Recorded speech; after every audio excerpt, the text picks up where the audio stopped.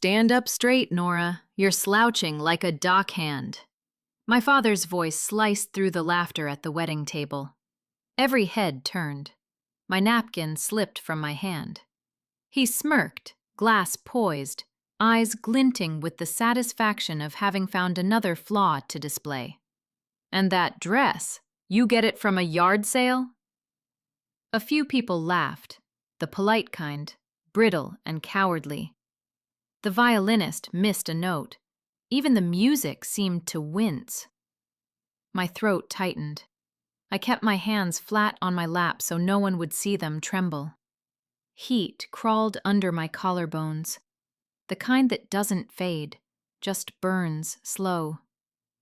I told myself to breathe. The scent of wine and sea salt drifted through the open tent. The sea was only a mile away, but it felt like another world entirely. My mother leaned toward my sister, adjusting the lace on her gown as if pretending none of it was happening. That was her gift. Silence, so polished it gleamed. My father chuckled again. You'd think someone your age would have figured out how to look presentable for once. I didn't answer. The silver of my ring caught the lantern light, a plain band worn thin at the edges. He didn't notice it. He never noticed much. Then I saw the man across the table, one of the groomsmen. He froze mid-toast, eyes narrowing, studying me like someone remembering a name they couldn't quite place. The violinist stopped altogether. A breathless pause spread across the room, thin and electric. My father raised his glass. "To family," he said loudly. "And to my beautiful daughter, the bride." His gaze drifted to me, sharp as a blade. "And to the other one, who finally decided to show up." That laughter again, louder this time. I felt something inside me tighten, the instinct to stand, to walk out, to end this. But I didn't. Not yet. Because the groomsman was still staring. His expression had shifted. Disbelief, then recognition. Slowly, deliberately, he set down his glass and rose to his feet. The sound of his chair scraping across the wood was deafening. "Ma'am," he said. Just that. One word. Quiet, but heavy enough to silence the entire vineyard. My father's smile faltered. And then the groomsman lifted his hand, halfway to a salute, halfway. I was 13 when I learned how to disappear. My knees pressed into the cold kitchen tiles, palms raw from scrubbing blood that wasn't all mine. The compass my grandfather gave me bit into my hand, its edge leaving a thin red crescent. Outside, the tide pounded against the glass. Inside, my father finished his wine. The sound of the stem hitting the counter was sharper than the waves. He didn't ask what happened. He never asked. "Cố gắng quá để làm gì con gái?" he said. Voice calm, eyes bright as the blade he didn't need to hold. I hid my bleeding hand beneath the frayed apron. My mother passed behind me, the air following her perfume. Lilac, cold, deliberate. She didn't look at me. She just said, "It only wants attention." My father smiled, pleased. Let it learn quieter ways. That night, I turned the compass beneath the yellow light. Its needle trembled but still pointed north. Stubborn, loyal, foolish. I pressed it hard enough that the pain dulled everything else. He never noticed the stain on the tile. He only noticed when I missed a spot. The next morning, I wore gray, the same shade as the walls, the floor, the fog outside. He walked past me twice before realizing I was there. I took that as a victory. From then on, I learned to blend into the background. The daughter who never laughed too loud, never spoke too much, never let the bruise show where it could ruin the family picture. Years later, when the Navy shaved our heads and stripped our names down to rank and number, I didn't flinch. I'd been erased before. The ocean had swallowed the sky. No stars, no horizon. Just a black expanse that hummed like a wound too deep to close. The mission was over. 7 men saved. 2 zipped into black bags. I sat in my quarters still wearing the salt, my sleeves stiff, my throat tasting of metal. The compass lay on the desk, its glass cracked from the fall earlier that night. Its needle twitched like it was trying to escape. They said I did everything right. They said it was a success. But every time I blinked, I saw the flash of their flare. White light cutting through stormwater, and the silence that followed when the radio went dead. I poured a glass of water and tried to drink, but my hand shook. Drops slid down my wrist like rain that refused to stop falling. From the corridor came the sound of boots, laughter, low and grateful. The men I'd brought home. I listened to them pass, their joy heavy and innocent. I waited for the quiet to return. It did. It always did. That's when I opened the small metal locker and found the letters. 3 of them, folded and yellowed. The first, don't embarrass yourself. The second, keep your head down. The third, your sister's getting married. No love. No proud. Not even a name. I read them again until the words blurred. Then I whispered to the empty room, "You never asked why the blood was mine, Dad. Just that it was a stain in your picture." My voice cracked somewhere between anger and exhaustion. It sounded small, the way voices do when no one's meant to hear them. I stared at the compass again, the reflection of my face fractured by the crack. One version of me calm, the other trembling. Something inside broke, not loudly, not cleanly. Just a soundless collapse, like steel bending under too much pressure. For the first time in years, I cried. No sobs, no noise, just tears that refused to fall all the way, caught halfway down my face, like they couldn't decide if I deserved release. The ship rocked, and the glass of water tipped, spilling across the compass. The needle froze mid-north. That image stayed with me, a compass trapped under water, still pointing somewhere it could never reach. When dawn came, I went to the deck. The ocean glittered like nothing had happened. It never remembers. It just keeps moving. I envied it. 3 days before. The air in Virginia was heavier than I remembered. It smelled of salt and something artificial. Wealth, disguised as nature. The vineyard shimmered in afternoon light, a paradise built on display. I parked my rental car behind the line of polished sedans.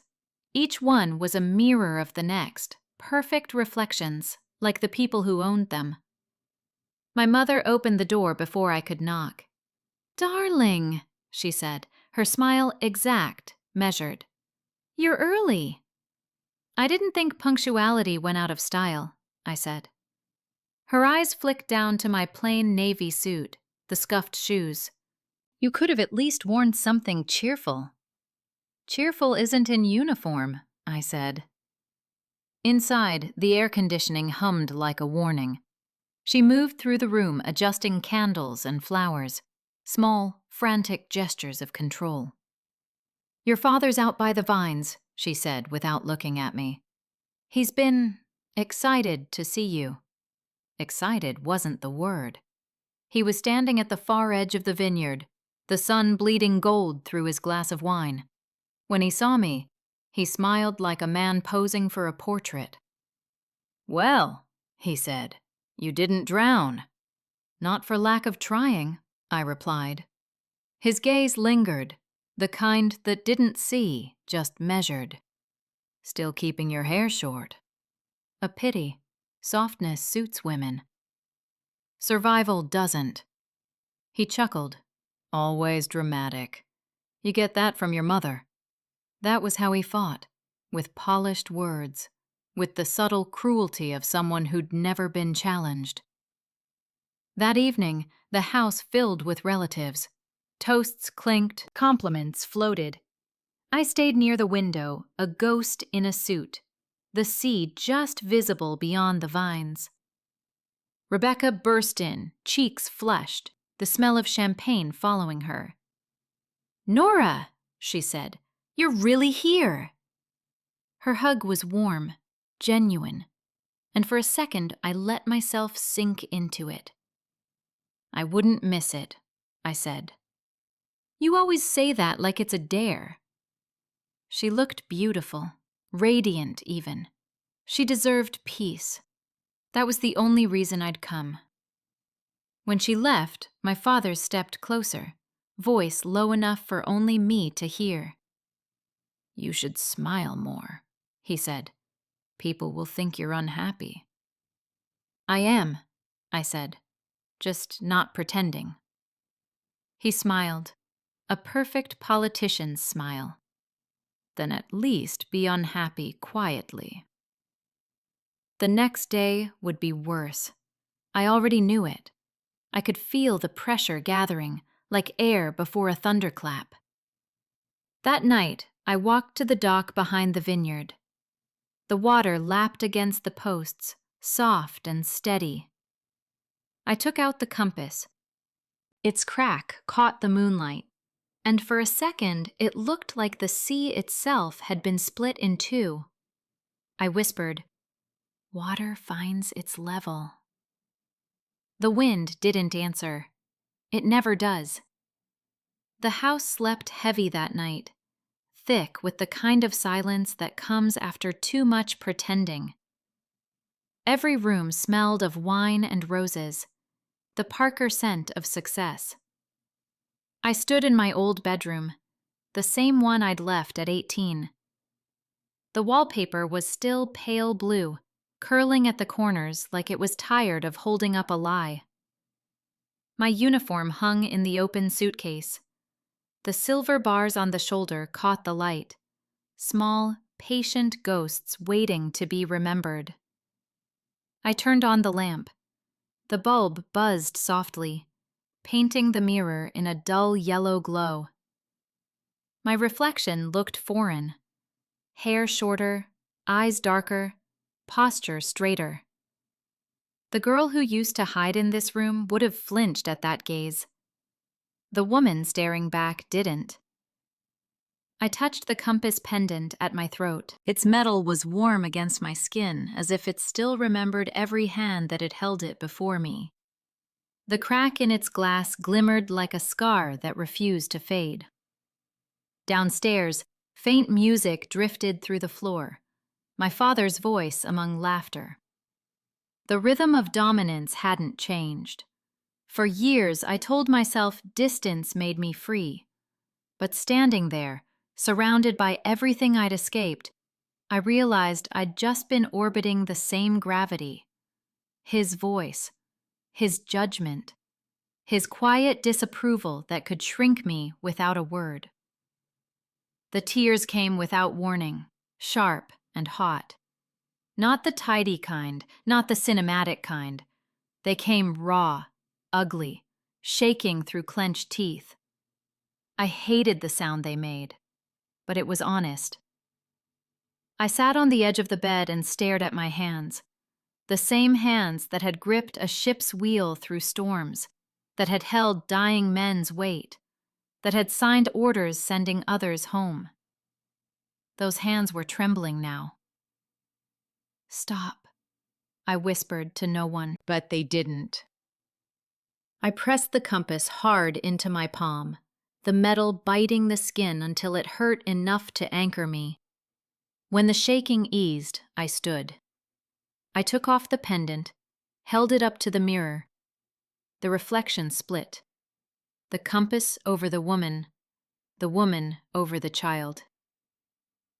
"You're not invisible anymore," I said quietly. For a moment, I thought I heard my grandfather's voice. Water finds its level. But maybe it was just the wind sneaking through the vines. I placed the compass back around my neck and straightened my shoulders. The tears had dried, leaving salt on my skin. Familiar, almost comforting. Tomorrow I'd walk into that vineyard and let him talk. Let him sneer. Let him see the daughter he tried to erase, standing tall enough to cast a shadow he couldn't control. And if silence was the only weapon I had left, then I'd make sure it hit like a bullet. The air at the vineyard tasted of sugar and tension. Sunlight spilled across the tables, catching in the wine glasses like captured fire. I sat near the edge of the crowd, back straight, hands folded in my lap, the picture of restraint. My father's voice carried, polished and performative. "You see, gentlemen," he said, swirling his wine. "Rebecca's inherited all the grace from her mother. Nora." He looked at me with that half-smile that always meant a blade was coming. "Nora inherited something else entirely. Temper, maybe. Or is it stubbornness? Laughter. Too loud, too eager. That sound had followed me my entire life. Polite cruelty disguised as amusement." Rebecca glanced at me, panic flashing in her eyes. "Ignore him," she whispered, fingers tightening around mine. "It's just his nerves." I smiled without looking away from him. "He's never nervous, Beck. Just cruel." My father raised his glass higher, enjoying his audience. "But we love her, don't we?" Every family needs a contrast, beauty and bravery. Two sides of the same coin. He said it to sound kind. It landed like a slap. The crowd chuckled again, the way people do when they sense danger but don't know where to look. I rose, slowly, deliberately. The chair scraped against the floor. That small, perfect sound that silenced laughter better than a shout. My father's smile twitched. "Sit down, Nora." "We're celebrating." "I am," I said. I smoothed my dress, adjusted my shoulders. The compass pendant glinted against my skin. Just not pretending. The room stilled. Rebecca stood too, her breath quick, her voice trembling but clear. "Dad, stop." Her hand found mine again, this time not to calm me, but to steady me. "You don't have to take it," she whispered. "Not anymore." That was all it took. A single line of loyalty, whispered between sisters. And for the first time in my life, I didn't feel like the other Parker. My father laughed, a short, sharp bark. "You see what I mean?" Always so dramatic. The Navy must have taught her to make a scene. Something inside me steadied. I set my wineglass down, gently, carefully, and said, "You've spent your whole life mistaking humiliation for humor, Dad." I learned to mistake silence for strength. Maybe we're both wrong. The sound that followed wasn't laughter. It was silence, dense enough to bend the air. Rebecca's eyes filled, her lips parting as if she wanted to speak, but the world beat her to it. From the far end of the tent, a voice rang out, firm, measured, carrying the weight of command. "Sir," it said, "with all due respect, that's not her lane." Heads turned. The groomsman stood there, tall, square-shouldered, eyes locked on me, like recognition had finally caught up to him. He stepped forward, heels crisp against the floorboards. "Ma'am," he said, voice ringing with something close to reverence. "Permission to greet Admiral Parker." The air went dead still. He saluted, sharp, perfect, then lowered his hand slowly. His next words landed like thunder. "You brought the storm that saved us, ma'am. I'd salute you 1,000 times over." The room exhaled all at once, gasps, murmurs, the sound of a world rearranging itself. My father froze, the color draining from his face. The wineglass in his hand tilted, red spilling like blood onto his cuff. Rebecca's grip on me tightened, not to hold me back, but to keep herself upright. Her whisper cracked through the noise. "He's talking about you." I looked at her. I know. Then I turned back to him, the man who'd spent my life trying to make me small. And for the first time, he had to look up. After the truth surfaces, the only question left is who can stay afloat. No one moved at first. The groomsman's salute still hung in the air like a held breath that no one dared release. Then the sound began. Not applause, not yet. Just whispers. Fragments of disbelief swirling through the crowd. Admiral? She saved a sail team? Her? The air in the tent thickened, as if even oxygen wanted to hide. My father lowered his glass, his fingers trembling. The red stain down his cuff had spread, bleeding into the linen like guilt finding its way into fabric. "Enough," he said quietly, but the word cracked halfway through. He turned to me, trying to gather what was left of his dignity. This is absurd. You could have told us." "I did," I said. "You just weren't listening." He opened his mouth, then shut it again. Around us, the murmur of guests grew. People shifting, watching, pretending they weren't. Rebecca stepped forward, eyes still shining from tears she didn't remember starting. "Is it true?" she whispered. "All of it?" "Yes. Why didn't you tell anyone?" "Because this day was supposed to be yours." She stared at me for a long time, then nodded once, slow, deliberate. "Then let's make sure it still is." Her hand slipped into mine, warm, steady. For the first time in years, I felt the echo of what sisters are supposed to be. The groomsman, Lieutenant Voss, stood at attention beside me. His voice carried low but firm. "Ma'am, orders." It almost made me smile. "Stand down, Lieutenant. I think the mission's complete." He nodded, eyes still bright with quiet pride. "Permission to remain near you, ma'am. I suspect there's more fallout inbound." "Granted," I said softly. The crowd began to fragment. Some returned to their tables, whispering, pretending the shock hadn't changed them. Others simply watched, unsure if they'd witnessed a scandal or a story. My father remained seated, his posture perfect, but his face pale. The performer without a script. I turned to him. "You always taught me presentation mattered," I said. "Turns out, truth presents itself just fine." He looked up, eyes bloodshot, voice low. "You humiliated me." I shook my head. "You did that yourself." For a moment, we just stared. Two soldiers from different wars.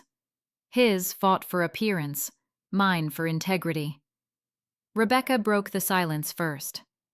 "Dad," she said softly, "it's over. Stop fighting the wrong person." But he didn't answer. He just looked away, shoulders collapsing inward, as if he'd finally met the one storm he couldn't charm. The band, professional, terrified, began playing again, hesitant notes searching for permission to exist. Guests tried to talk, to pretend the world hadn't shifted. It was almost touching, their desperate need to restore normal. I stayed standing, calm, breathing in the air that now smelled of sea salt and spilled wine. Voss leaned toward me. "They'll talk about this for years," he said quietly. "Let them," I replied. "Silence isn't always surrender. Sometimes it's just strategy." He smiled, half amused. "You taught me that once." "I did?" He nodded. "After that night in the storm. You said, 'The ocean doesn't brag when it wins.'" I'd forgotten saying it, but it felt right. The ceremony continued in fragments, vows, rings, the polite rhythm of celebration trying to regain its footing. Rebecca glanced back at me once from the altar, her eyes steady. That glance said everything. Thank you for not running. Thank you for staying. When the applause came for her and Ethan, it felt different, fuller, freer, untainted. Somehow the truth had washed the air clean. Later, as dusk fell, I slipped away to the edge of the vineyard. The lanterns swayed in the evening wind, their light dancing on the water below the dock. Voss found me there. "Ma'am," he said, less formal now. "You handled that like command on the bridge." "Command's easy," I said. "Family isn't." He chuckled softly. "You didn't even raise your voice." I didn't need to. He nodded toward the tent behind us. "He's still sitting there. Looks smaller." I didn't turn around. He built himself too tall. Shrinking was inevitable. We stood in silence for a while. The waves brushed the dock, the air cooling with the onset of night. Voss finally spoke. "You know, back in that storm, when everyone panicked, you just stood there, calm, quiet, staring at the compass like it was enough to hold the sea back." "It was," I said. "It reminded me which way was home." He smiled faintly. "And now?"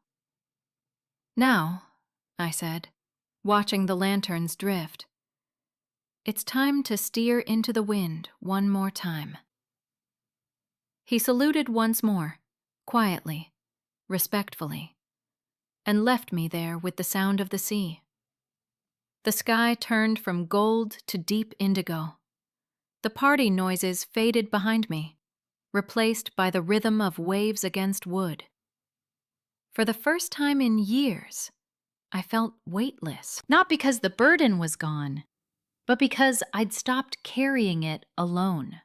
I traced the edge of the compass, the cracked glass glinting under the lanterns. It still pointed north. So did I. Tomorrow I would speak to my father again, but tonight, silence would have the floor. Some wars end when someone finally lowers the flag. The vineyard had gone quiet after midnight. The lanterns floated low over the water, their reflections stretching like long, trembling ghosts. Music still drifted from the tent, faint and hollow. Laughter echoing from people who didn't know they'd witnessed history. I was standing at the dock, shoes in hand, the wood cool beneath my bare feet. The sea moved slow, patient, the way truth does once it's no longer afraid to be seen. Behind me, footsteps, heavy, deliberate, uneven. My father. He wasn't drunk, not exactly, just loosened. The kind of loosened that comes after something inside you breaks and can't be glued back together. He carried his wine glass like a lifeline, though the liquid inside was already gone. For a long time, neither of us spoke. The air between us was filled with sounds older than anger. The creak of ropes, the sigh of the tide. "You always come here," he said finally, voice rougher than I'd ever heard it. "This is where things make sense," I said. He nodded, eyes fixed on the horizon. "I came to apologize." The words didn't land. They just hovered, awkward and thin. "Do you even know what for?" I asked quietly. He took a shaky breath. "For embarrassing you.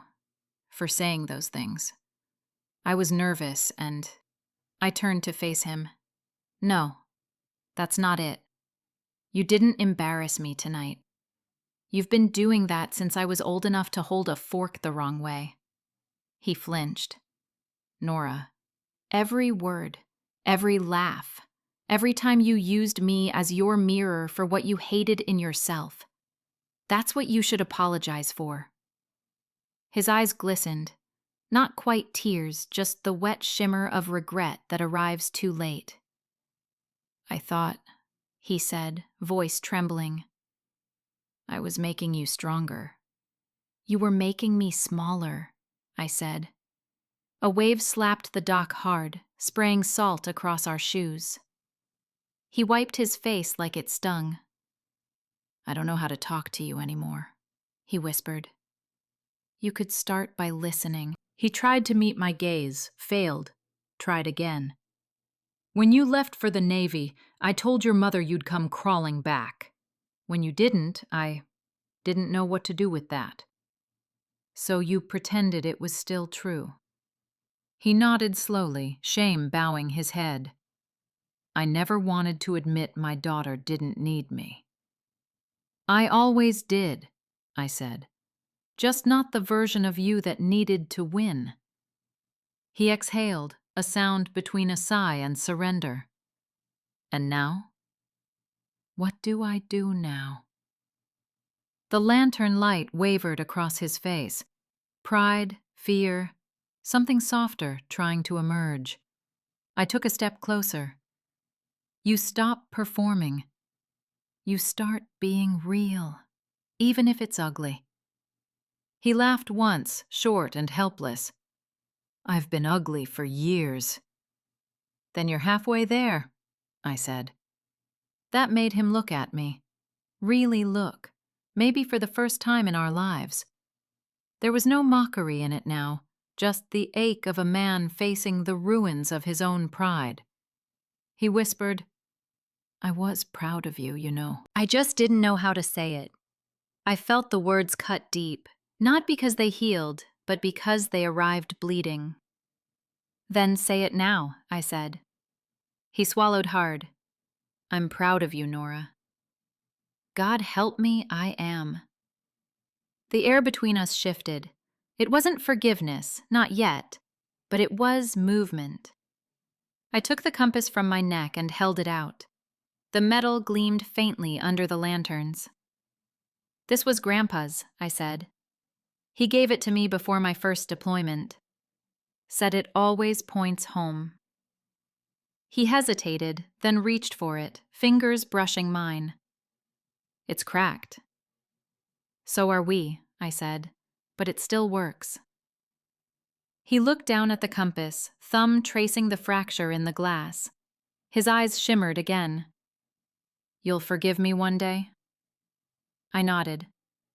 "Forgiveness isn't the same as forgetting. But I'm tired of carrying you as a wound." He exhaled. The sound broke something open in the night.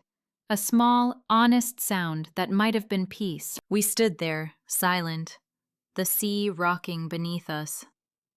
He set the compass gently back into my palm. "Keep it," he said. "You've earned north more than I ever did."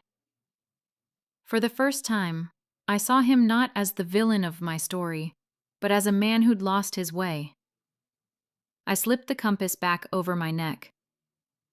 The wind caught the lantern light, scattering gold over the water. It looked like the stars had come down to listen. He turned to leave, then paused.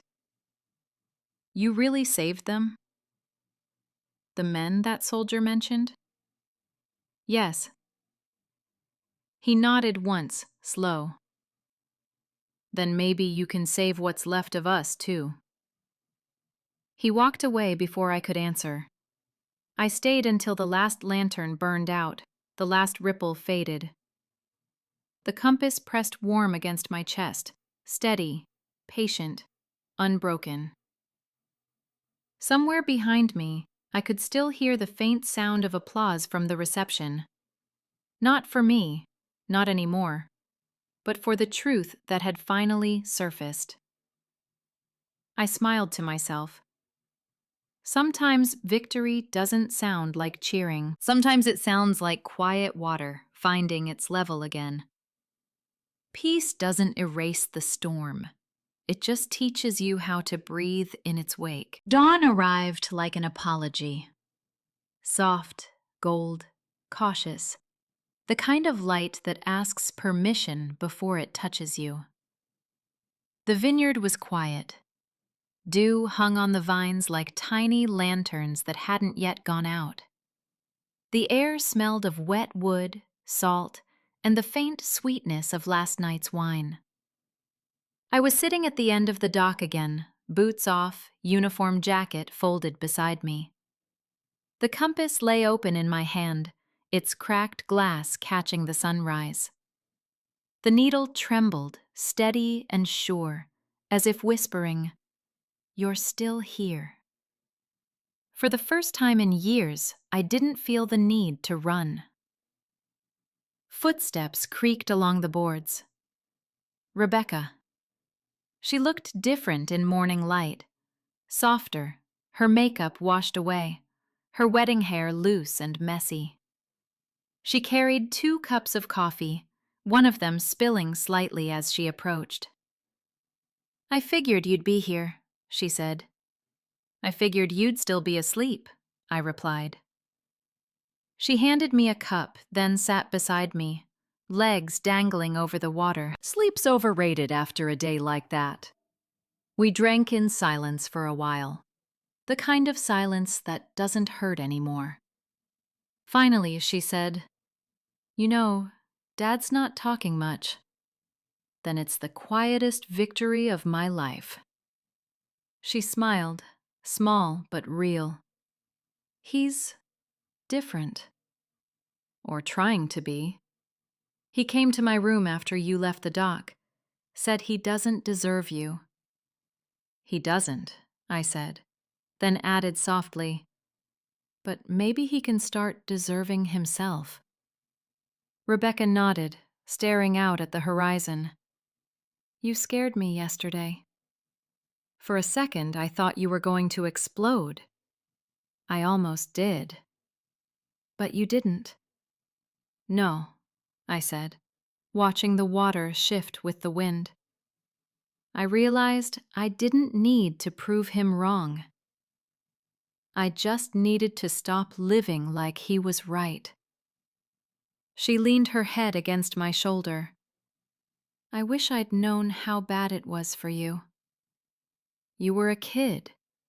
You saw what he wanted you to see." "He's always treated me like I'm glass," she said. "You were the hammer." Someone had to be, and we sat there until the sun climbed higher, until the light turned the waves into fields of moving gold.